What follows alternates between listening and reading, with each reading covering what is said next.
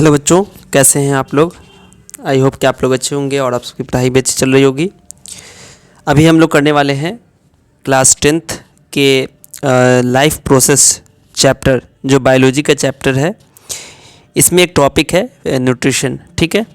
तो इसमें अभी हम लोग देखेंगे कि पैरामीशियम, हाइड्रा, फंजाई, ग्रासहोपर या फिर बटरफ्लाई, अमीबा और ह्यूमन बीइंग में क्या न्यूट्रिशन प्रोसेस होता है, किस तरीके से वो खाना खाते हैं, ठीक है। अगर आपको ये वीडियो अच्छी लगे तो आप इसे लाइक कर दीजिएगा, अपने दोस्तों के साथ शेयर कर दीजिएगा और इस तरह का क्वेश्चन आप ज़रूर आपके एग्ज़ाम में आ सकता है, तो आप इसे पूरा भी देखिएगा। तो पहला क्वेश्चन है इसमें कि अमीबा अपना भोजन कैसे प्राप्त करता है, उसके न्यूट्रिशन प्रोसेस का वर्णन करिए।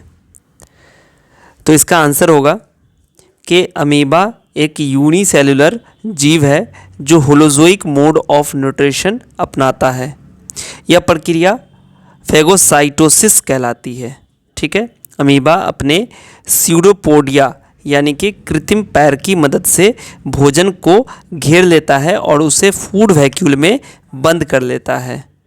अब यहाँ पर एक टर्म आया है होलोजोइक मोड ऑफ न्यूट्रिशन। ये पता है आपको होलोजोइक मोड ऑफ न्यूट्रिशन क्या होता है। ये एक तरीका है जिसमें जो भी ऑर्गेनिज्म होते हैं, जैसे कि ह्यूमन बीइंग हो गए, एनिमल्स हो गए, कुछ प्रोटोजोआ हो गए जैसे कि अमीबा हो गया, पैरामीशियम हो गया, वो लोग क्या करते हैं, इस तरह के जीव क्या करते हैं कि खाने को यानी कि आहार को अपने शरीर के अंदर, बॉडी के अंदर लेते हैं और उसे फिर डाइजेस्ट करने के बाद अपना जो न्यूट्रिशन होता है उसके लिए एब्जॉर्व कर लेते हैं। इस तरह से पोषण जब होगा तो उसमें जो ऑर्गेनिज्म हैं, जीव हैं, वो बड़े बड़े पदार्थ को यानी कि बिग पार्टिकल्स जो होते हैं, एक तरीके से कह सकते हैं, उसको खाते हैं, पचाते हैं और फिर अपने उस बड़े पदार्थ को छोटे छोटे पार्टिकल में एब्जॉर्व करने के लिए अपनी पाचन प्रक्रिया यानी कि डाइजेस्टिव सिस्टम का इस्तेमाल करते हैं,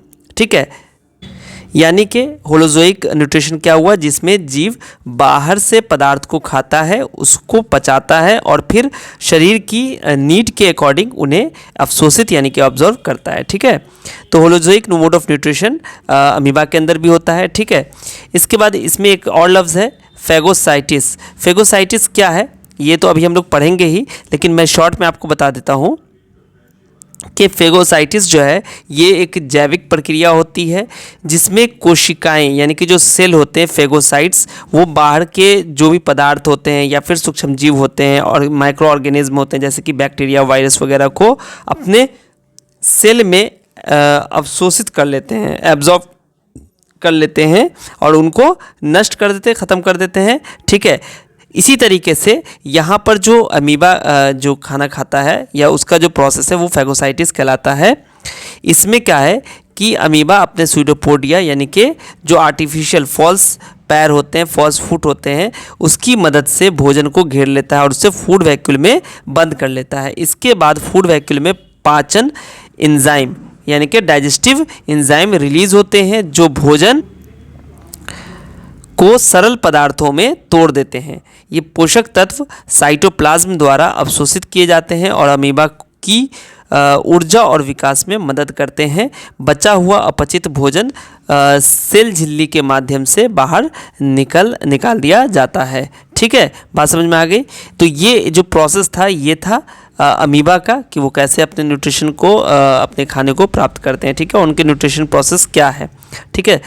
उसका दूसरा क्वेश्चन आता है इसमें कि हाइड्रा अपना भोजन कैसे ग्रहण करता है, उसके न्यूट्रिशन प्रोसेस को का वर्णन करिए, ठीक है।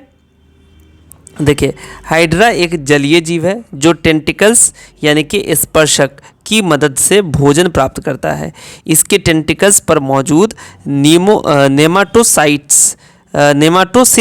नेमाटोसिस्ट यानी कि डंक मारने वाली कोशिकाएं यानी कि सेल शिकार को पकड़कर उसे मार देते हैं। इसके बाद हाइड्रा अपने मुख यानी कि माउथ से भोजन को गैस्ट्रोवेस्टिकुलर कैविटी में भेजता है, जहां पाचन एंजाइम भोजन को सरल रूप में बदल देते हैं।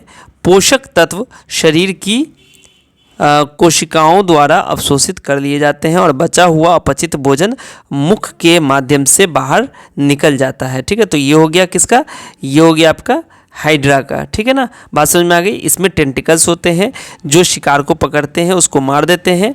इसके बाद वो अपने मुंह में खाने को गैस्ट्रोवेस्कुलर कैविटी में भेजता है, जहां पाचन एंजाइम भोजन को सरल रूप में बदलते हैं। पोषक तत्व शरीर की कोशिकाओं द्वारा एब्जॉर्ब हो जाता है और फिर बचा हुआ अपचित भोजन जो अनडाइजेस्टेड खाना है वो मुंह के माध्यम से बाहर निकल जाता है। ठीक है, इसके बाद आते हैं फंजाई जैसे ब्रेड मोल्ड अपना पोषण कैसे प्राप्त करते हैं, उसके न्यूट्रिशन मोड का वर्णन कीजिए। तो इसका आंसर क्या है कि फंजाई जैसे कि bread mould saprophytic mode of nutrition अपनाते हैं, जिसका अर्थ है वे मृत और सरे गले पदार्थों से अपना भोजन प्राप्त करते हैं। ये अपना हाइफ यानी कि सूक्ष्म तंतु के माध्यम से पाचन एंजाइम छोड़ते हैं। ये अपने हाइफा यानी कि हाइफा का मतलब यहाँ पर हो गया सूक्ष्म तंतु, छोटे छोटे तंतु होते हैं के माध्यम से पाचन एंजाइम छोड़ते हैं, रिलीज करते हैं, जो कि कार्बनिक पदार्थों को सरलतम रूप में तोड़ देते हैं। इसके बाद टूटे हुए पोषक तत्व हाइपा द्वारा अवशोषित कर लिए जाते हैं और ऊर्जा के रूप में उपयोग हो जाता है। ठीक है, वो ऊर्जा के रूप में उपयोग होते हैं। इस प्रकार फंजी बाहरी वातावरण में भोजन को पचाकर उसे अवशोषित कर लेता है। यानी कि यहाँ पर क्या है कि फंजाई जैसे कि ब्रेड मोल्ड वगैरह क्या करते हैं, सैप्रोफाइटिक मोड ऑफ न्यूट्रिशन को अपनाते हैं। इसका मतलब है कि वो मरे हुए या सड़े गले पदार्थ को अपना भोजन प्राप्त करते हैं। इसके अंदर सूक्ष्म तंतु होते हैं, हाइपा होते हैं, जिसके माध्यम से पाचन एंजाइम रिलीज होता है, जो कार्बनिक पदार्थों को यानी कि ऑर्गेनिक मैटर्स को सरल रूप में तोड़ देते हैं, सिंपलर फॉर्म में तोड़ देते हैं। इसके बाद टूटे हुए पोषक तत्व हाइपा द्वारा अवशोषित कर लिए जाते हैं और ऊर्जा के रूप में उपयोग होते हैं। इस प्रकार फंजी बाहरी वातावरण में भोजन को पचाकर उसे अवशोषित कर लेता है। इसके बाद जो आपका चौथा क्वेश्चन है वो है ग्रासहोपर और बटरफ्लाई के फीडिंग मैकेनिज्म में क्या अंतर है, उनके न्यूट्रिशन मोड का वर्णन करें। ग्रासहोपर और बटरफ्लाई दोनों ही अलग अलग तरीकों से अपना भोजन प्राप्त करते हैं। ग्रासहोपर का माउथ पार्ट च्युइंग टाइप होता है, जिसमें मजबूत मैंडिबल्स यानी कि काटने वाले दांत भी होते हैं, जिसकी मदद से यह पत्तियों और पौधों के अन्य हिस्सों को चबाकर खाता है। ये एक हार्बीवोरस कीट है जो ठोस भोजन को खाता है।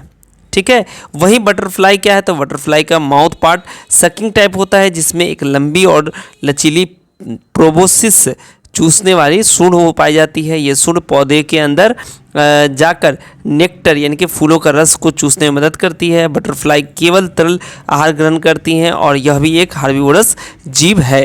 यानी कि बटरफ्लाई क्या करता है, यहाँ पर कहते हैं माउथ पार्ट सकिंग टाइप होता है। कैसा होता है, सकिंग टाइप होता है, जिसमें एक लंबी और लचीली प्रोबोसिस यानी कि चूसने वाली सूंड, ठीक है, ये प्रोबोसिस पाई जाती है, लंबी होती है, ये लचीली होती है।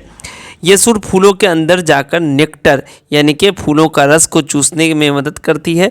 बटरफ्लाई केवल तरल आहार ग्रहण करती है और यह भी एक हार्बीवोरस जीव है। ठीक है, इसके बाद आपका जो यहाँ पर है ग्रासहोपर, यहाँ पर बताया जा रहा है कि ग्रासहोपर भोजन को चबाकर खाता है, जबकि बटरफ्लाई भोजन को चूस कर ग्रहण करता है। दोनों के माउथ पार्ट और फीडिंग मैकेनिज्म पूरी तरह अलग होते हैं। ठीक है, तो ये तो आंसर बताया गया है। चलिए, इसके बाद अब मानव पाचन में स्मॉल इंटेस्टाइन का क्या कार्य है, इसके कार्य और महत्व का वर्णन कीजिए। स्मॉल इंटेस्टाइन मानव पाचन तंत्र का सबसे महत्वपूर्ण भाग है, जो पाचन और अवशोषण एब्जॉर्प्शन के लिए जिम्मेदार होता है। ठीक है, यानी कि स्मॉल इंटेस्टाइन क्या है, मानव पाचन तंत्र का सबसे अहम अंग है, जो पाचन यानी कि डाइजेशन और अवशोषण यानी कि एब्जॉर्प्शन के लिए जिम्मेदार होता है। ठीक है, इसके बाद है कंप्लीट डाइजेशन। पूर्ण डाइजेशन कब होता है, पूर्ण पाचन कब होता है। छोटी आंत में यकृत से पित्त रस, बाइल, अग्नाशय, पेनक्रियास से एंजाइम और आंतरिक। तो ये भी याद रख लीजिए कि छोटी आंत में जो यकृत है उससे पित्त रस आता है, बाइल जूस आता है, अग्नाशय से पेनक्रियास आता है, पेनक्रियास से एंजाइम्स और आंतरिक रस इंटेस्टाइनल जूस के माध्यम से कार्बोहाइड्रेट, प्रोटीन और वसा की पाचन पूरी होती है। ठीक है, इसके बाद है पोषक तत्वों का अवशोषण, एब्जॉर्प्शन ऑफ न्यूट्रिएंट्स। छोटी आंत की भीतरी सतह पर विली यानी कि सूक्ष्म रेशे होते हैं, जो पोषक तत्वों को रक्त में अवशोषित करते हैं। ठीक है, तो इस तरीके से यहाँ पर जो तीसरा पॉइंट है वो है पोषक तत्व का परिवहन, ट्रांसपोर्ट ट्रांसपोर्ट ऑफ न्यूट्रिशन, अवशोषित पोषक तत्व रक्त प्रवाह के माध्यम से पूरी शरीर में पहुंच जाते हैं।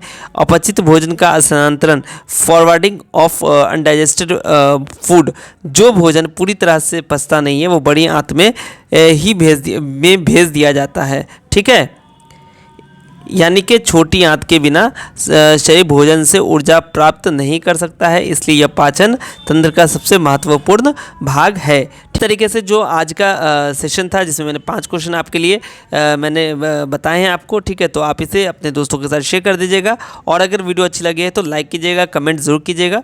मिलता हूँ फिर आपसे अगली वीडियो में, तब तक आप सब अपना ध्यान रखिए। वीडियो देखने के लिए आप सभी बच्चों का बहुत बहुत शुक्रिया।